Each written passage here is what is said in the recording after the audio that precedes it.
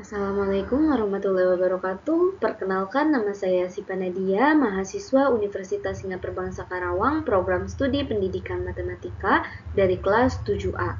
Pada kesempatan kali ini, saya akan mempresentasikan penelitian saya yang berjudul Analisis Perbedaan Prestasi Matematika antara siswa laki-laki dan perempuan berdasarkan data Trends in International Mathematics and Science Study atau yang biasa kita singkat sebagai TIMSS pada tahun 2023. Penelitian ini dilatar belakangi dengan masih adanya perbedaan prestasi matematika antara siswa laki-laki dan perempuan yang juga masih menjadi perhatian dalam kajian pendidikan internasional.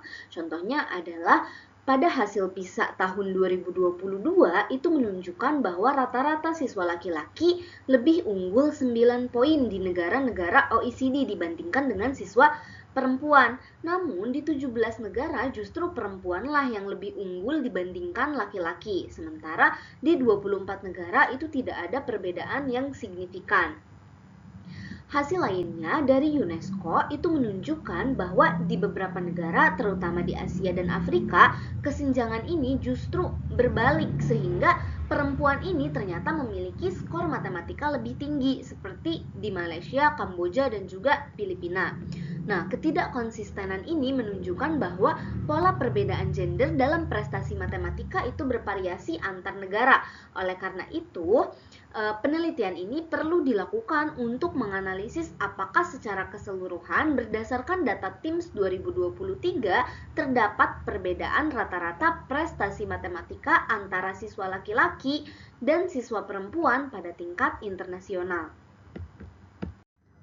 Penelitian ini bertujuan untuk mengetahui apakah terdapat perbedaan yang signifikan dalam rata-rata skor prestasi matematika antara kelompok siswa laki-laki dan kelompok siswa perempuan di negara-negara partisipan TIMSS tahun 2023.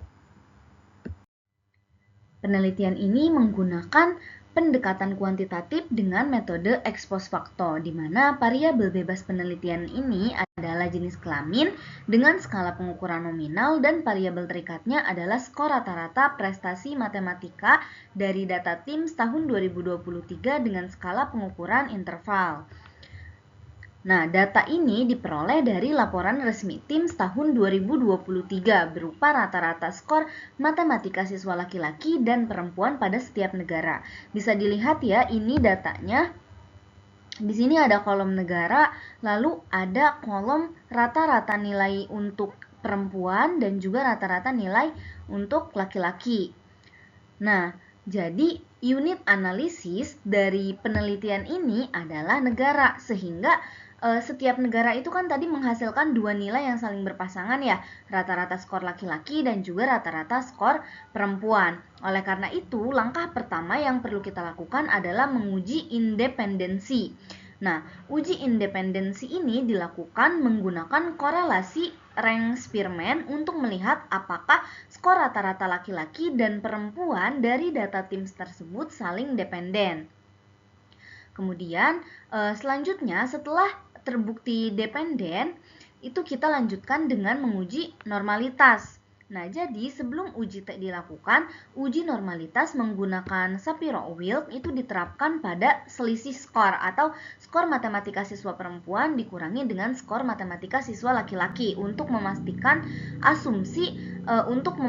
data memenuhi asumsi distribusi normal. Dan selanjutnya barulah menguji hipotesis, di mana karena tadi setelah dicek uji independensi itu hasilnya adalah dependen, maka kita menggunakan uji T2 sampel dependen atau paired sample t-test. Sebelum menguji, kita tentukan terlebih dahulu hipotesis penelitian, di mana pada penelitian ini hipotesisnya adalah terdapat perbedaan rata-rata skor matematika antara siswa perempuan dan siswa laki-laki. Jika kita nyatakan secara statistik, maka H0-nya ini adalah mu D sama dengan 0 dan H1-nya adalah mu D tidak sama dengan 0. Dengan mu D ini sama dengan mu 1 dikurangi mu 2. Pengujian hipotesis itu dilakukan dengan menggunakan bantuan software RStudio dan Microsoft Excel. Langsung saja kita ke langkah-langkah pengujiannya. Baik, langkah pertama yang akan kita lakukan adalah menguji independensinya, yaitu menguji hubungan antara skor perempuan dan juga skor laki-laki. Apakah mereka saling berhubungan ataukah tidak? Apakah dependen atau independen? Seperti itu. Nah, untuk mengujinya kita akan menggunakan RStudio. Jadi, langkah pertama silahkan siapkan terlebih dahulu datanya. Ini data dari Teams yang sebelumnya dipindahkan ke Excel, file khusus ya, hanya isinya perempuan dan laki-laki. Kemudian silahkan simpan. Nah, ini sudah saya simpan, berarti sekarang kita langsung masuk saja ke RStudio-nya. Ini ya, langsung masuk ke RStudio-nya. Kemudian langkah pertama adalah kita import dataset. Di sini, import dataset from Excel. Nah, silahkan cari filenya kalau tadi. Nah, ini ya filenya. Kemudian kita tunggu sebentar. Nah, jangan lupa ininya kita ganti jadi numerik dan numerik. Kemudian kita salin di sini baru import. Oke, ini ya. Nah, selanjutnya kita paste yang tadi lalu run. Nah, sudah terbaca ya datanya. Nah, selanjutnya langkah pertama itu kita cek terlebih dahulu. Kita panggil dulu library stats. Nah, kita uji normalitasnya terlebih dahulu dari data perempuan dan juga data laki-laki. Kita menggunakan Sapiro tes PR ya tadi. Oh, sebelum itu kita definisikan dulu ya. Definisikan variabel misalkan X. X-nya itu tadi data hmm, score teams, sorry, namanya score teams. Score teams, lalu PR. Nah, kita panggil X. Kemudian kita lakukan hal yang sama untuk ini X1 ya. X1, X1. Kemudian X2-nya itu kita masih sama langkahnya score teams untuk laki-laki. Kemudian kita panggil X2. Lalu kita running. Di sini. Running, ini ya datanya. Nah, selanjutnya kita cek normalitasnya terlebih dahulu. Dari X1 dan juga X2. Kita pakai Sapiro test dari X1. Kita run. Nah, diperoleh ya ini p-value-nya itu adalah 0,04 di mana 0,04 ini kurang dari 0,05 sehingga H0 itu tidak ditolak. Nah, karena H0 tidak ditolak berarti data ini tidak berdistribusi normal. Nah, karena salah satunya ini X1 itu sudah tidak berdistribusi normal, maka kita sudah tidak bisa lagi menggunakan korelasional person. Artinya kita harus menggunakan korelasi Spearman. Seperti itu. Tapi jika mau dites yang satunya lagi, boleh misalkan Sapiro tes untuk X2. X2-nya juga kita cek. Nah, X2-nya juga sama. Ternyata p-value-nya itu adalah 0,0411. Nah, di mana ini juga kurang dari 0,05 ya, sehingga datanya ini tidak berdistribusi normal. Seperti itu. Berarti sekarang kita lanjutkan ke uji korelasi menggunakan rank Spearman. Nah, masih di library start. Ini nggak perlu kita panggil lagi, langsung aja. Nah, ini for test. Kemudian kita masukkan tadi datanya itu ada di score teams.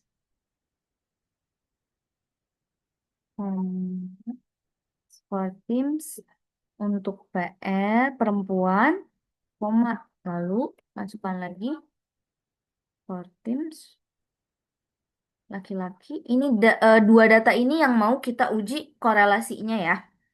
Lalu metode di sini kita pakai Spearman. Selanjutnya kita running. Nah, di sini diperoleh ya. Ternyata p-value-nya itu kurang dari 0,05. Sangat kecil ini p-value-nya.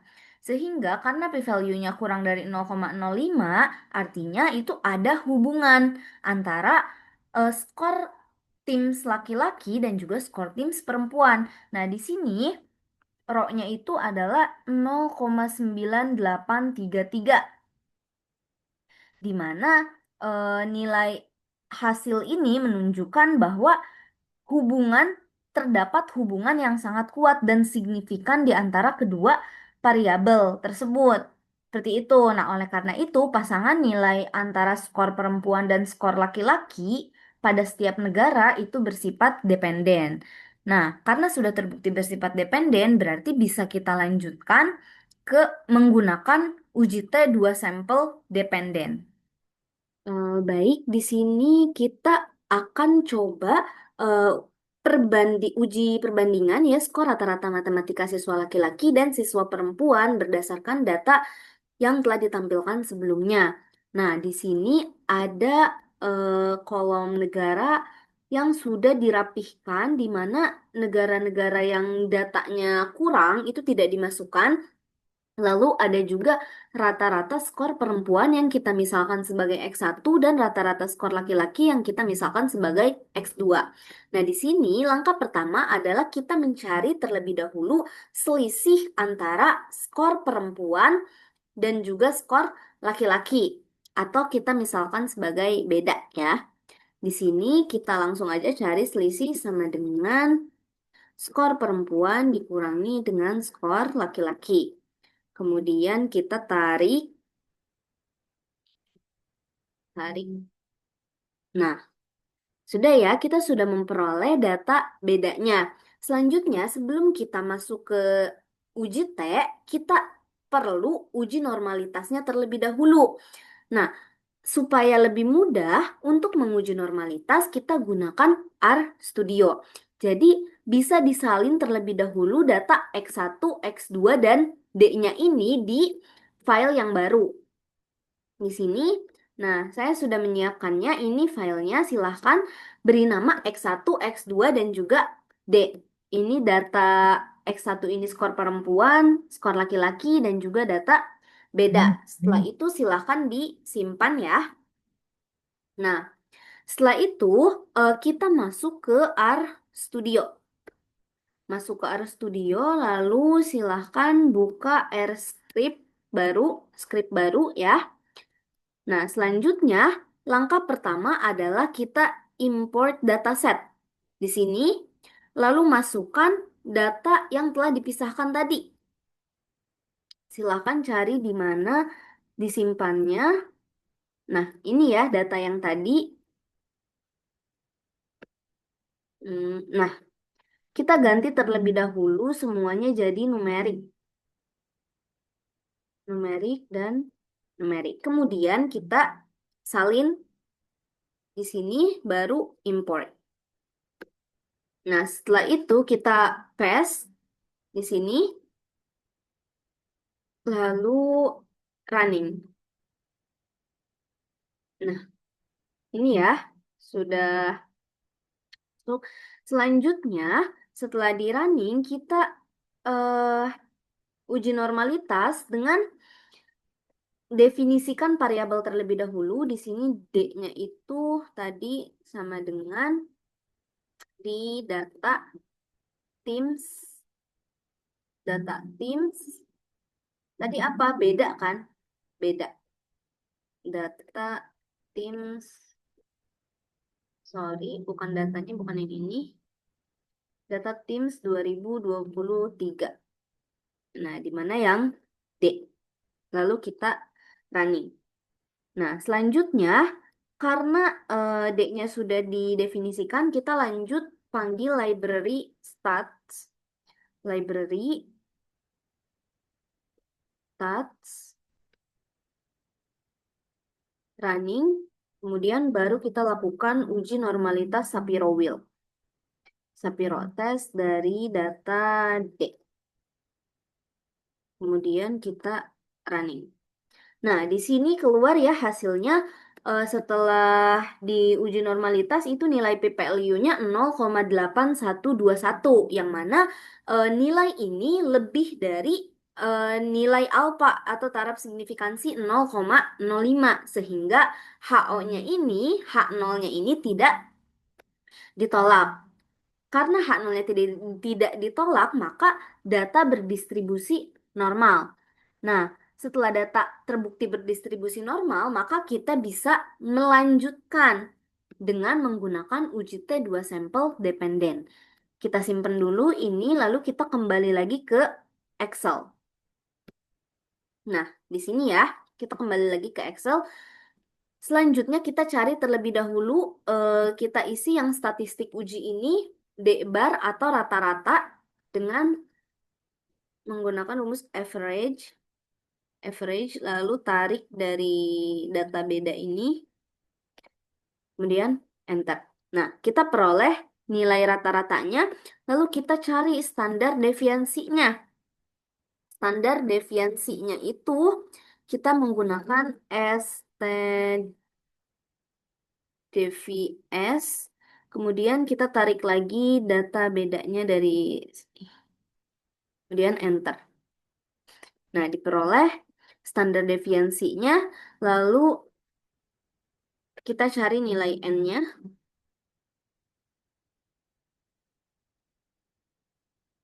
Nilai N-nya itu adalah 42. Nah, selanjutnya kita cari new-nya atau derajat kebebasan, di mana derajat kebebasan untuk uji T ini adalah N dikurangi 1. N min 1, 41. Alfanya kita gunakan 5% atau 0,05.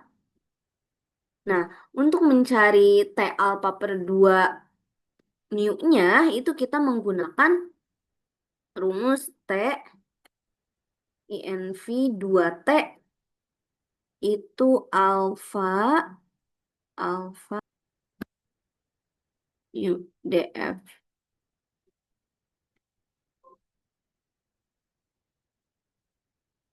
Sorry, salah. UDF. Nah, ini ya nilainya. Sekarang kita cari batas atas.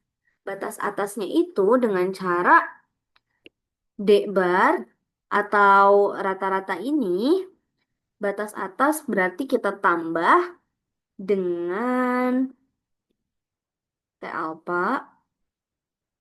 T alpha ini dikali dengan standar deviansi dibagi dengan akar N.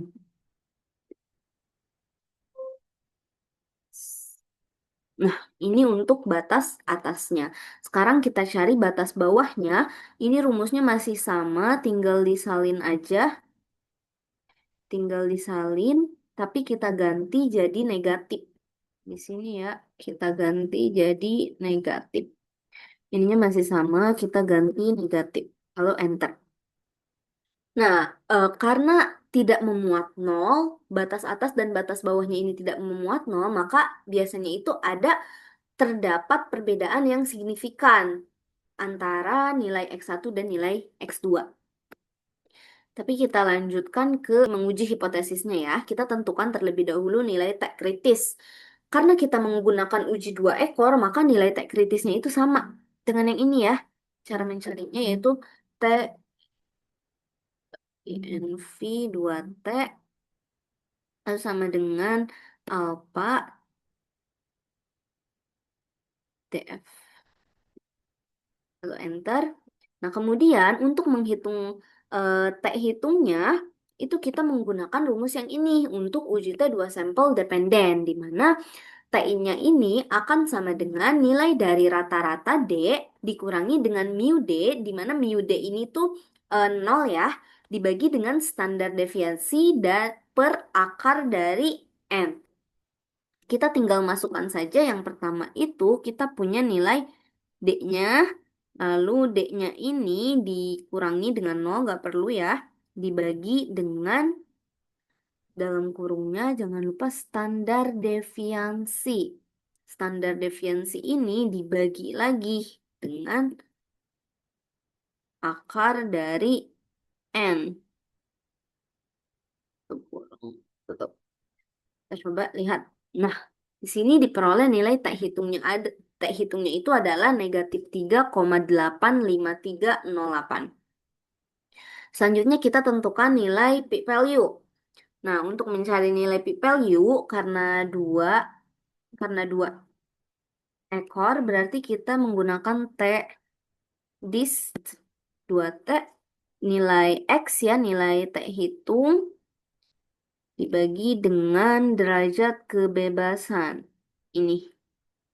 Tapi ininya kita jadikan absolut dulu. Absolut. ABS. Lalu baru enter. Nah, ini untuk nilai P value-nya adalah 0,004. Nah, dapat dilihat ya bahwa nilai T hitung ini lebih kecil daripada T tabel atau titik kritisnya. Tapi untuk membuktikannya, sekarang kita coba pengujian ini di RStudio. Nah, kita sudah sampai sini kan tadi. Selanjutnya kita lanjutkan lagi. Karena udah berdistribusi normal, kita lanjutkan definisikan variabel. X1 itu sama dengan data in 2023 untuk X1, kemudian klik X1. X2 sekarang X2 itu dengan data ini 2023 untuk X2, lalu kita panggil X2. Nah, selanjutnya kita run. Nah, ini ya, data X1 dan data X2-nya. Data X1 dan data X2-nya. Karena data X1 dan X2-nya sudah kita definisikan, maka selanjutnya kita langsung aja menguji uji T-nya ya. Dengan seperti ini, kita panggil library stats juga. Stats. Kemudian kita running. Lalu ts tes untuk di sini katanya X1, Y1, lalu karena kita menggunakan dua sampel berarti payload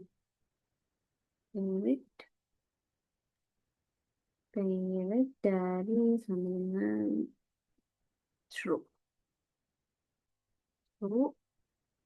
Kemudian dengan confidence levelnya.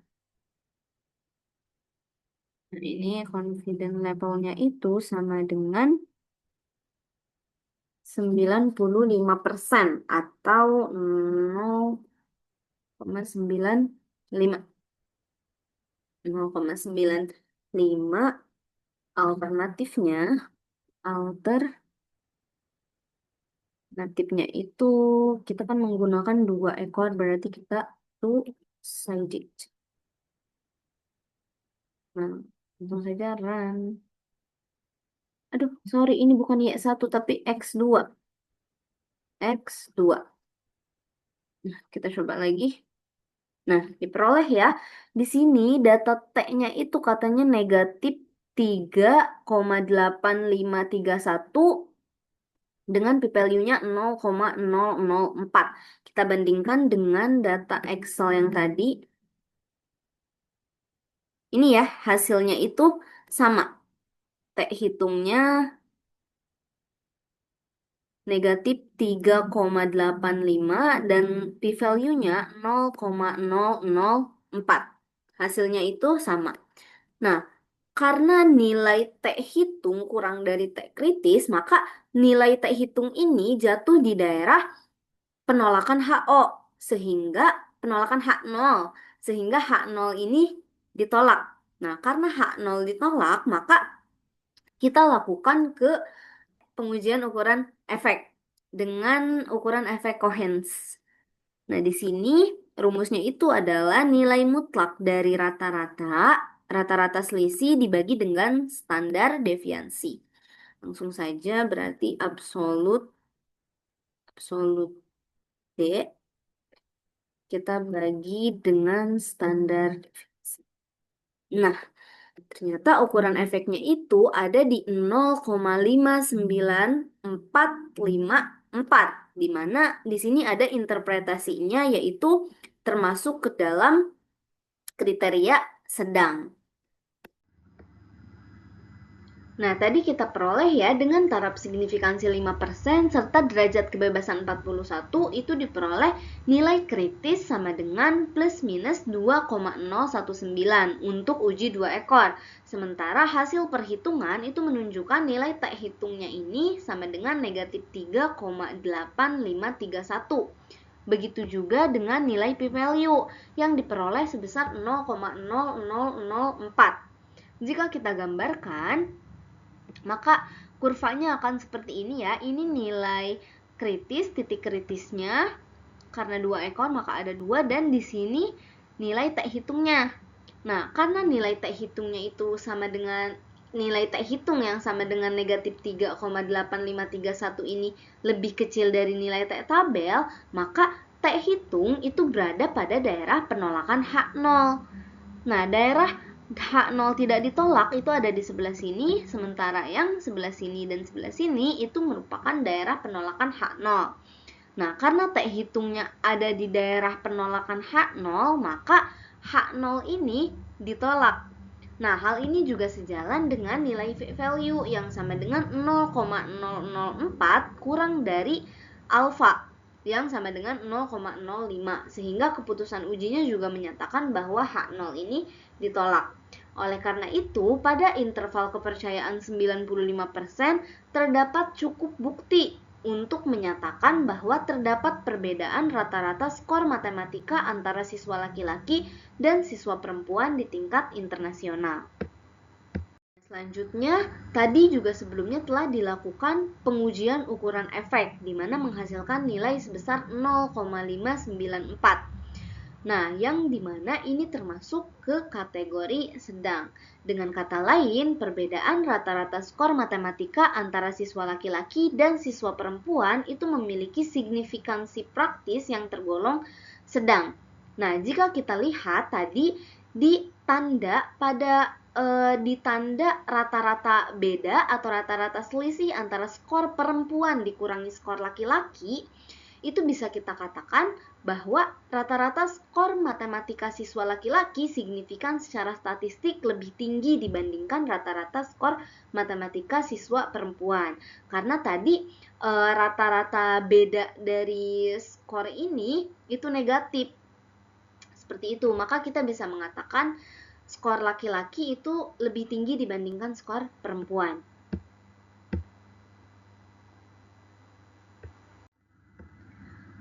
Nah, hasil analisis itu menunjukkan bahwa pada tingkat internasional terdapat perbedaan rata-rata prestasi matematika antara siswa laki-laki dan perempuan, di mana siswa perempuan cenderung memiliki skor yang lebih rendah. Temuan ini menandakan masih adanya kesenjangan gender dalam capaian matematika di berbagai negara. Implikasi dari hasil ini adalah perlunya evaluasi dan penguatan strategi pembelajaran agar lebih responsif terhadap kebutuhan kedua kelompok. Guru maupun pembuat kebijakan dapat memanfaatkan temuan ini untuk merancang dukungan yang lebih tepat sasaran guna meminimalkan kesenjangan hasil belajar siswa. Sekian pemaparan dari saya. Semoga bermanfaat. Wassalamualaikum warahmatullahi wabarakatuh.